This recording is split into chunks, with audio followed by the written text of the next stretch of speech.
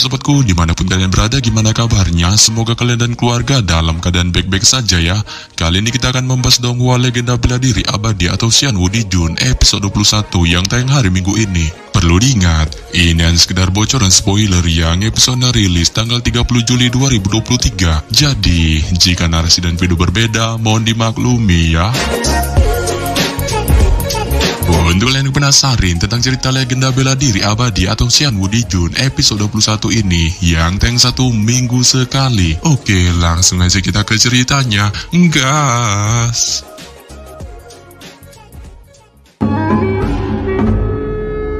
Namun sebelum kita masuk ke bocoran spoilernya, di ending episode 20 sebelumnya, kita diperlihatkan pertarungan Badas Ye Chen melawan monster tarantula tingkat 7 pada saat ia mengikuti kompetisi sekte luar.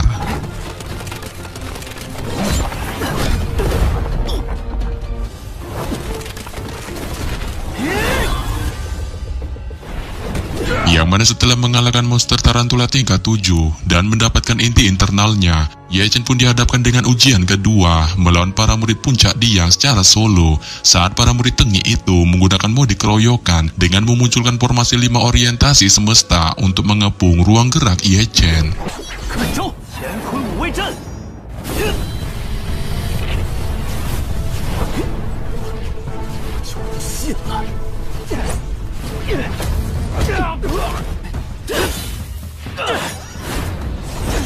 Dan dihadapkan dengan formasi pengeroyokan para murid Tengi puncak Diang ini, Ye Chen pun dapat sedikit kewalahan. Ini dikarenakan formasi itu menyebabkan para murid itu mendapatkan giveaway peningkatan ranah kultivasi.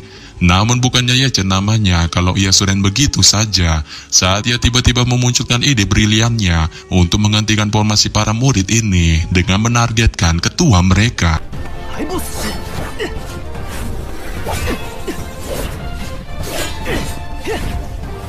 Dan betul saja, setelah Ye Chen melawan ketua murid puncak Diang itu menggunakan pedang surga merahnya, formasi itu pun pada akhirnya pecah. Yang hal ini pun lantas membuat Ye Chen dengan mudahnya membantai para murid puncak Diang itu. Nah, ini dia bocoran spoilernya. Setelah Ye Chen membantai kelima murid puncak Diang menggunakan pedang surga merahnya, tanpa diduga lagi-lagi ia menerima ujian ketiga kompetisi sekte luar, berkedok balas dendam 3 tetua Tengi Gehong DKK ini dengan dihadapkan seorang murid berbaju ungu, kita sebut aja Yayan, yang memiliki ranah kultivasi sedikit lebih tinggi di atasnya. Dan melihat kemunculan Yayan, Ye Chen pun segera melirik murid berbaju ungu ini dengan tatapan provokasinya. Yang hal ini pun lantas membuat Yayan yang melihat tatapan provokasi dari Ye Chen ini pun spontan memunculkan amarah di wajahnya saat ia tanpa basa-basi segera melesat ke arah pemuda tampan itu dengan memunculkan serangan brutalnya. Sontak saja, melihat serangan brutal dari Yayan, kemarahan pun juga melonjak di wajah Ye Chen saat ia segera memunculkan api sejati di telapak tangannya dengan langsung dihantamkannya ke arah serangan brutal dari Yayan.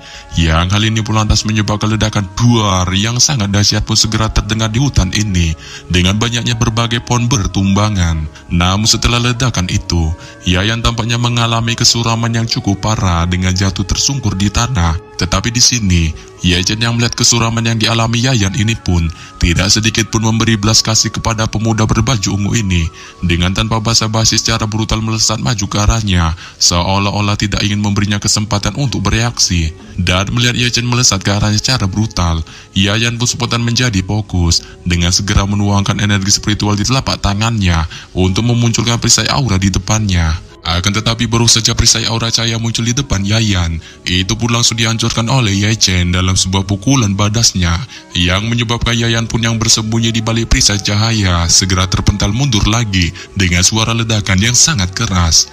Namun setelah lagi-lagi terpental mundur akibat serangan dari Ye Chen, Yayan tampaknya tidak mau suren begitu saja dari pemuda tampan ini. Dengan segera ia memunculkan sebuah pedang batu di telapak tangannya yang tanpa basa-basi langsung dilesatkannya ke arah Ye Chen. Sehingga pada saat yang sama, melihat pedang batu dari Yayan yang melesat ke arahnya, Ye Chen pun segera mundur selangkah dan memunculkan pedang surga merah di tangannya dengan langsung menari-nari dengan kecepatan yang sangat tinggi dan langsung membentuk pertahanan formasi pedang. Dan baru saja formasi pedang surga merah dari Ye Chen terbentuk, pedang batu itu pun tiba-tiba segera menghantam formasi pedang surga merah dari Ye Chen.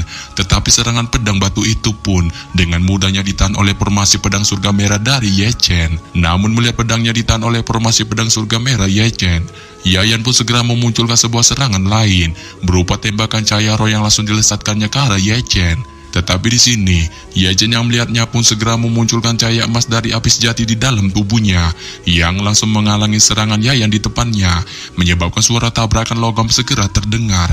Meskipun demikian, pada saat Ye-Chen berhasil menahan serangan dari Yayan, ia pun juga terguncang setengah langkah yang membuatnya beberapa meter terpental mundur. Namun baru saja Ye-Chen terpental mundur, Yayan pun balik menyerang dengan serangan brutalnya yang menyebabkan kedua pemuda itu pun bertempur bersama dalam sekejap dengan masing-masing memunculkan kekuatan sihirnya, dan pedang di tangan keduanya pun segera bertentang satu sama lain, menyebabkan pertempuran sengit pun segera terjadi di hutan monster ini. Dan ketika pertempuran mencapai hampir 300 gerakan, Yayan pun segera melepaskan raungan kesuraman dengan tanpa sadar mulai tepar di tanah.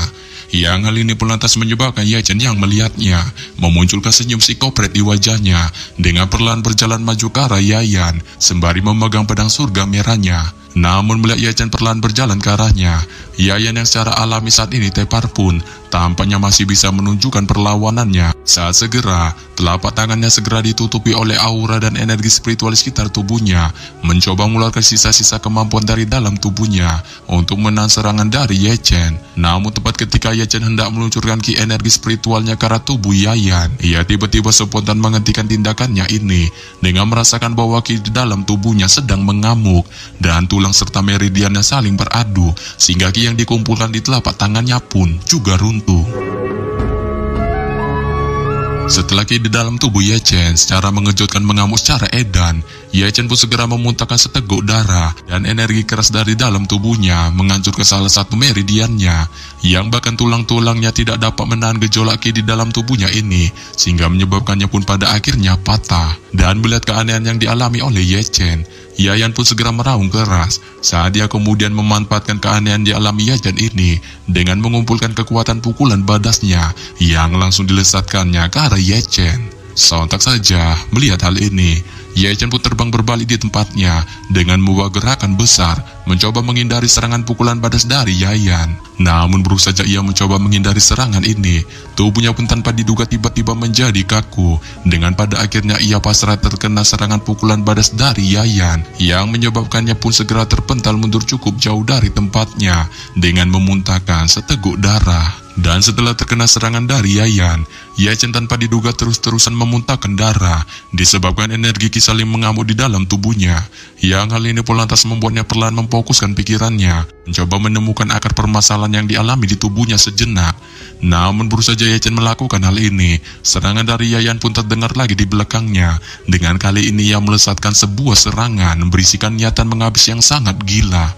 Tetapi di sini, Ye-Chen mencoba jalan terbaik untuk menghindari serangan ini dengan menggerakkan tubuhnya yang saat ini menjadi kaku, serta mengeluarkan pedang surga merah di tangannya, menangkis serangan yang diluncurkan Yayan dan menghindarinya.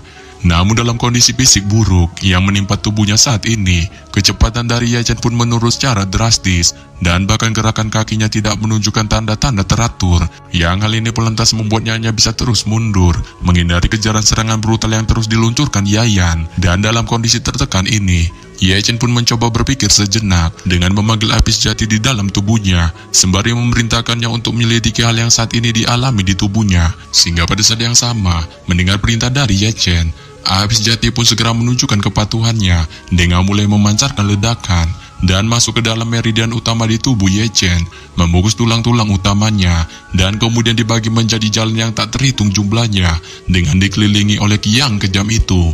Namun dihadapkan dengan ki yang kejam itu, api sejati Ye-Chen pun menunjukkan sisi keperkasaannya dengan seluruh ki kejam segera diselimutinya, serta pada akhirnya kemudian disempurnakannya menjadi esensi yang langsung menyatu di dalam tubuh Ye-Chen, menyebabkan pergerakan kaku yang dialami Ye-Chen sebelumnya pun pada akhirnya kembali pulih.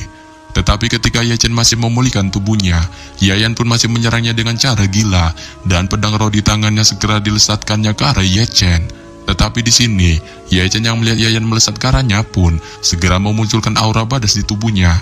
Dengan kali ini sekujur tubuhnya dipenuhi bercak darah. Dan pada saat ini, sekujur tubuh Yayan pun tampak sangat menyeramkan.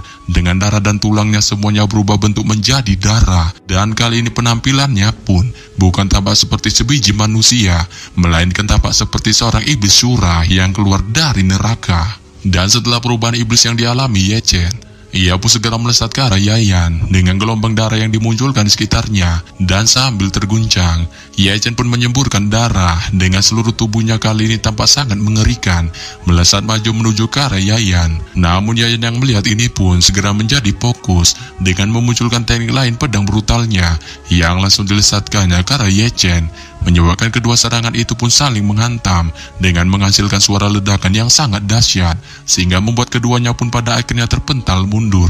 Dan setelah keduanya saling beradu serangan, Yayan pun tampaknya tidak menunjukkan ketakutannya sedikit pun melawan Yayan yang kali ini menunjukkan mode iblisnya.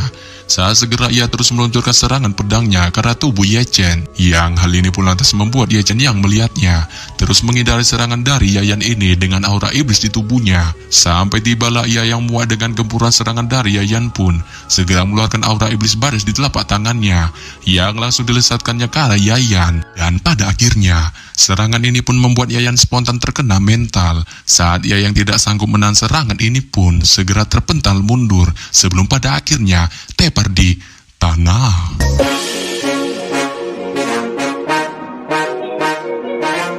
Yap. Sampai di sini saja saya menyampaikan bocoran spoiler legenda bela diri abadi atau Xianwu Dijun episode 21 yang baru tayang minggu ini. Akhir kata saya ucapkan bye-bye.